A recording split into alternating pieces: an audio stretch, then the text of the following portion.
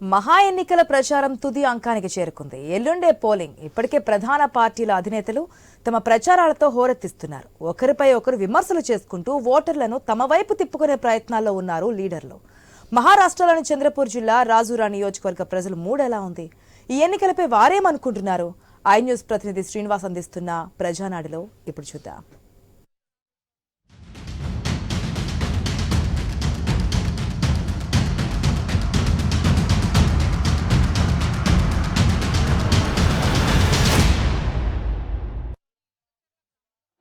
क्षेत्र में भारतीय जनता पार्टी की ओर से पक्ष ने देवराव दादा भोंगड़े इनको उम्मीदवारी जाहिर की। ये उम्मीदवारी जाहिर करते वक्त जो पक्ष के क्राइटेरिया थे उसमें दादा एकदम सटीक बैठ रहे थे। बोल के दादा को उम्मीदवारी मिलने में कोई दिक्कत नहीं हुई, क्यों तो इनको जन समर्थन मिल रहा था। जन समर्थन का वजह यह थी कि दादा ने यहाँ पे 1.5 साल पहले, मतलब इसके पहले तो दादा सक्रिय थे ही थे, मगर सुधीर भाऊ सुविधा केंद्र यहाँ पे स्थापित करके दादा ने सालों से 1.5 साल से मतलब लगातार लोगों के काम में एक सुविधा प्रोवाइड किए। और यहाँ पर हजारों नहीं तो बल्कि लाखों लोगों ने करीब करीब ये 1.5 साल में जो आंकड़ा आपको है वो इतना ताजुब करने वाला है कि आप सोच नहीं सकते कि ये मतलब ये सुधीर भाऊ सेवा केंद्र के माध्यम से भाऊ ने बहुत सारी योजनाएं लोगों तक पहुँचाई।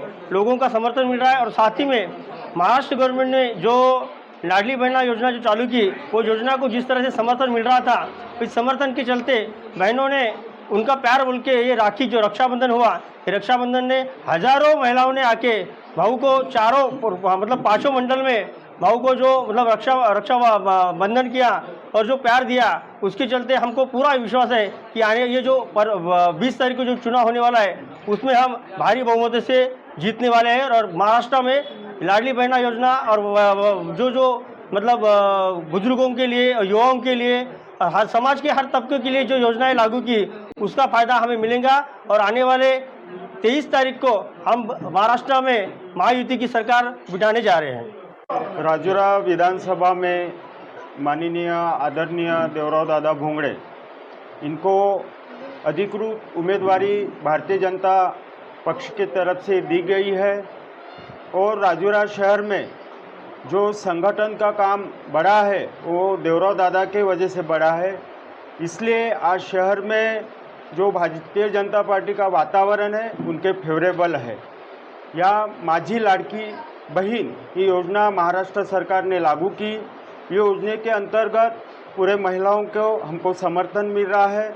माननीय दादा इनका काम सभी को पसंद आ रहा है। इसके वजह से ये यहाँ के स्ट्रॉन्ग उम्मीदवार है और हम यहाँ निवडणूक जरूर जीतेंगे और जीत रहे हैं। अभी रेवात रेड्डी आके तेलंगाना पे 5 जो है गारंटी, महाराष्ट्र पे वो भी अमल करते बोल के अधिकार पे आए थे बोल रहे, इस पर क्या बोलते हैं आप? हमारी सरकार महाराष्ट्र में बनने जा रही है और हमने यहाँ जो संकल्प पत्र जो घोषणा की है सरकार ने, वो हिसाब से पूरे काम हम वायदे पूरे करने जा रहे हैं। अभी पब्लिक आप वोट डालना बोले तो क्या बोल रहे हैं? अभी रिस्पांस कैसा है? राजुरा विधानसभा में 5 मंडल आते हैं। विधानसभा या 3,44,000 लाख मतदार है।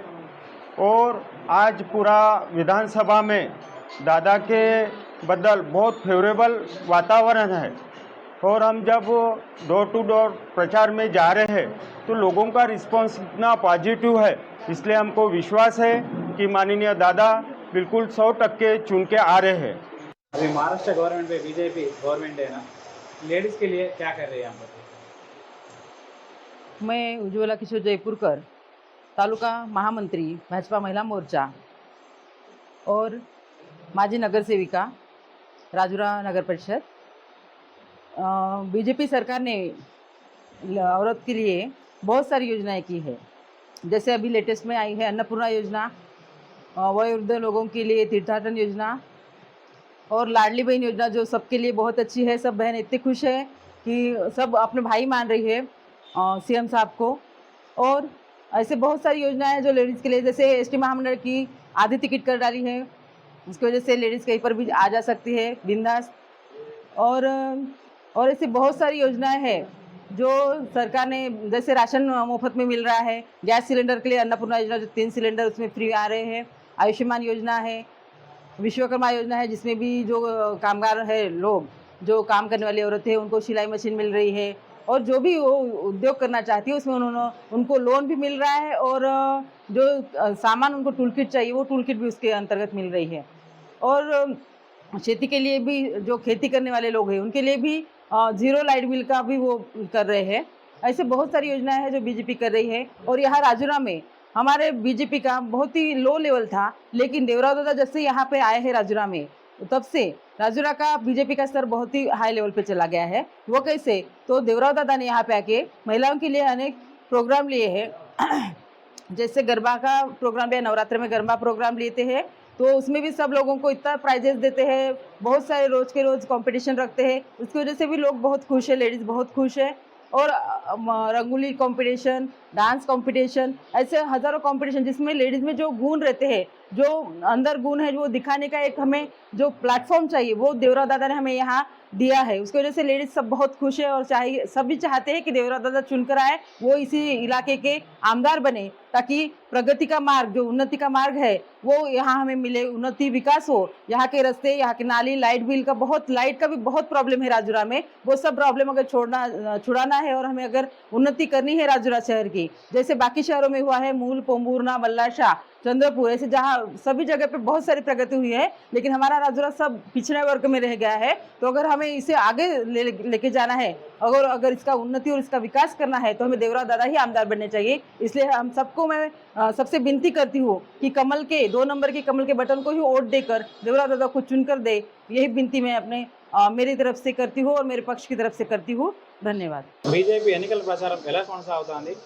ఎమ్మెల్యే గెలుపు అవకాశం ఏ మేరకు ఉన్నాయి రాజూరా కాన్స్టిట్యున్సీలో? గతంలో ఇప్పుడు ఏదైతే ఎమ్మెల్యే అభ్యర్థి కాంగ్రెస్ అభ్యర్థి ఉన్నారు, ఇప్పుడున్న అభ్యర్థి గెలుపు కోసం ఎలా కృషి చేస్తాడు? नमस्कार, నేను రాజూరా నుంచి మమతా కే శెట్టివార్, బీజేపీ శహరాధ్యక్ష.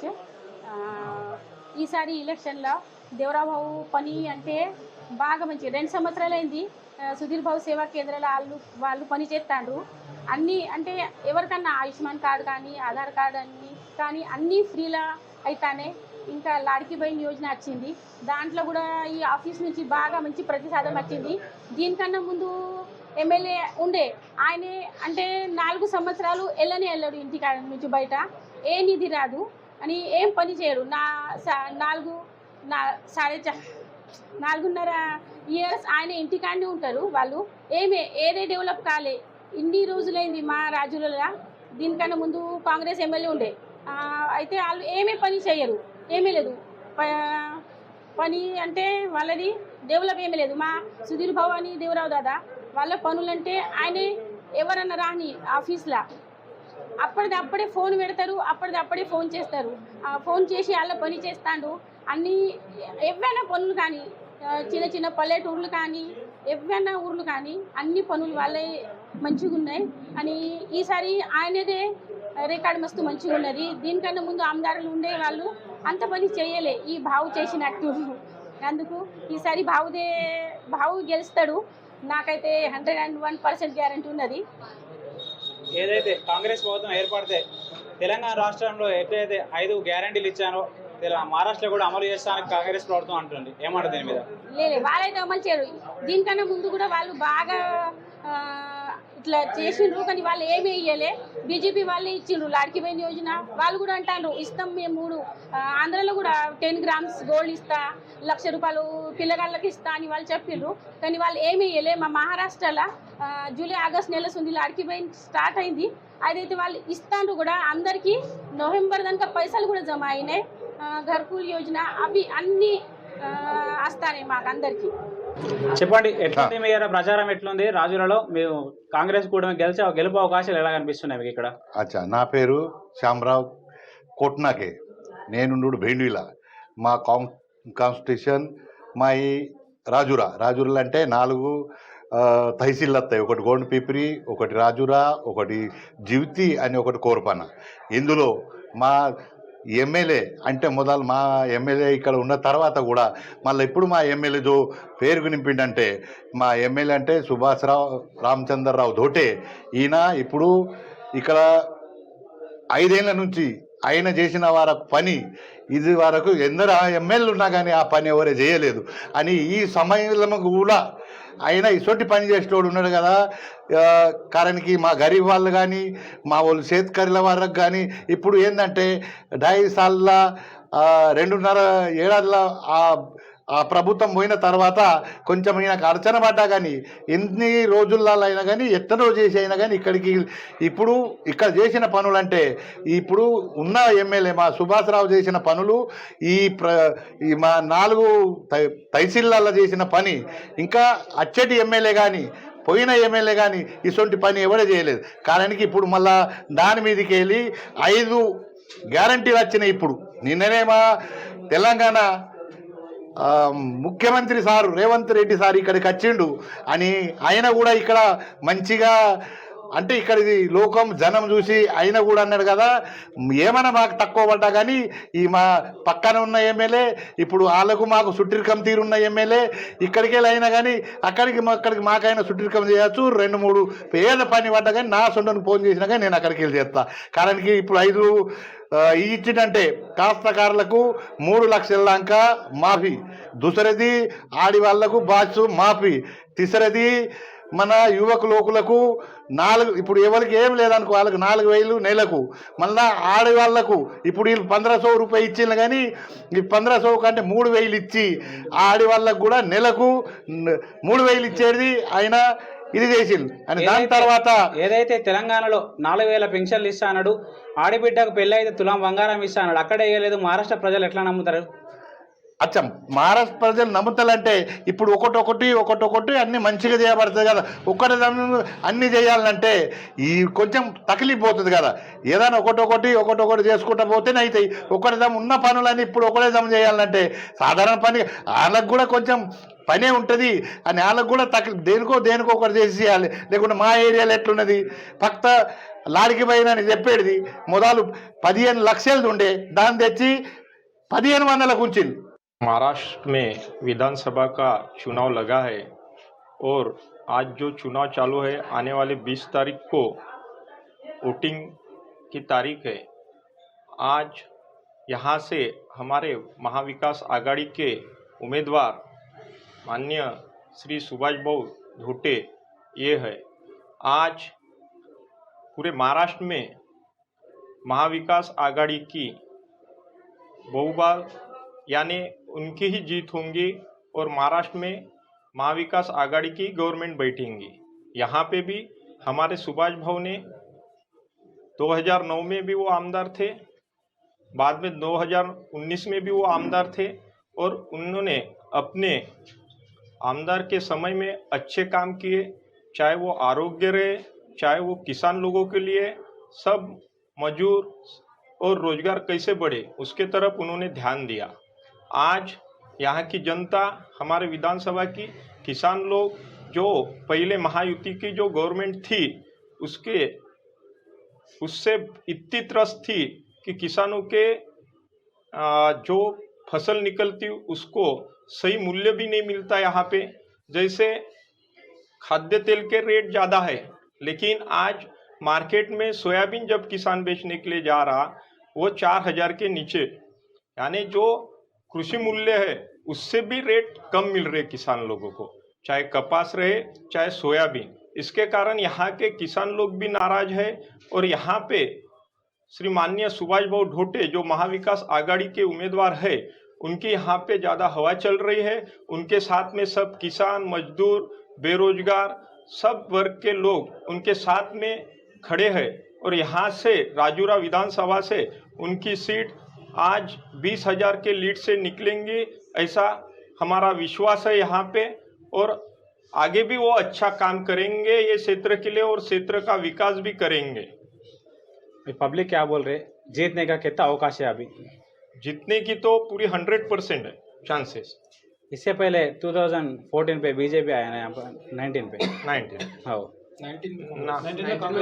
यहाँ पे 19 में कांग्रेस थी। 14 पे Running- बीजेपी running है। यहाँ पर भी तगाफर आने का कोशिश बोल के पब्लिक बोल रहे हैं, आप क्या बोलते हैं इस पे? नहीं, बीजेपी यहाँ पे आ ही नहीं सकती। यहाँ पे जो बीजेपी का उम्मीदवार दिया है वो पार्सल उम्मीदवार दिया है, और यहाँ के स्थानिक जो बीजेपी के माजी एमएलए थे वो भी उनके ऊपर नाराज थे, और उन्होंने भी पत्रकार परिषद ली थी। अभी पे महाराष्ट्र पे महायुति पे गवर्नमेंट है, हाँ, अभी कांग्रेस आने का कितने सीट तक आने का कोशिश? कांग्रेस आने के चांसेस बोले तो जो महाविकास आघाड़ी ने पंचसूत्री जो कार्यक्रम बनाया है, अब्दुल जमीर राजूरा विधानसभा से हमारे उम्मीदवार सुभाष भाऊ धोटे हैं, और 5 साल से सुभाष भाऊ आमदार है, और इस सुभाष भाऊ के कार्यकाल में बहुत कुछ काम हुए हैं, और उन आज तक जितने भी आमदार आए किसी ने इतना काम नहीं किया जितना आमदार सुभाष धोटे ने किया है।